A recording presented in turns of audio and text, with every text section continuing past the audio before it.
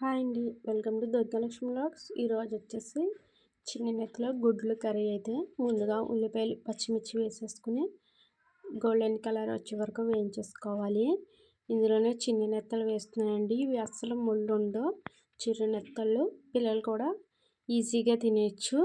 ఇలా వేసుకున్న తర్వాత కొద్దిసేపు అయితే వీటిని కూడా ఫ్రై అయితే చేయాలి. ఇలా కొద్దిసేపు వేగిన తర్వాత దీంట్లో మనం చిన్నగా కట్ చేసుకున్న మామిడికాయ వేసుకుందామండి. మామిడికాయ వేసుకుంటే ఎండి నెత్తలు కర్రీ చాలా టేస్ట్గా అయితే ఉంటుంది. ఇలా వేసుకున్న తర్వాత కొద్దిసేపు అయితే మగ్గనివ్వాలి. ఇలా కాసేపు మగ్గిన తర్వాత దీంట్లోనే మనం కారం వేస్తున్నానండి. కారం మీరు ఎంత కారం అయితే తినగలరో అంతే వేసుకోండి. తర్వాత సరిపడినంత సాల్ట్ వేసేసుకొని ఒకసారి అయితే కలిపేసుకోవాలి. 2 నిమిషాలు అయితే అలా సిమ్లో పెట్టి అయితే ఉంచండి.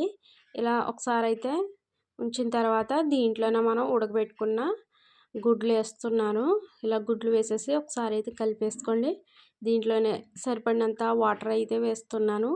వాటర్ వేసేసుకున్న తర్వాత మూత పెట్టేసుకుని మనకి కర్రీ అయితే దగ్గరికి అవ్వనివ్వాలి.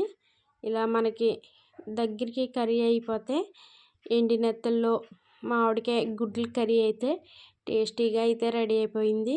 వీడియో కనుక మీకు నచ్చినట్లయితే లైక్ చేసి షేర్ చేసి సబ్స్క్రైబ్ అయితే చేయండి. Thanks for watching.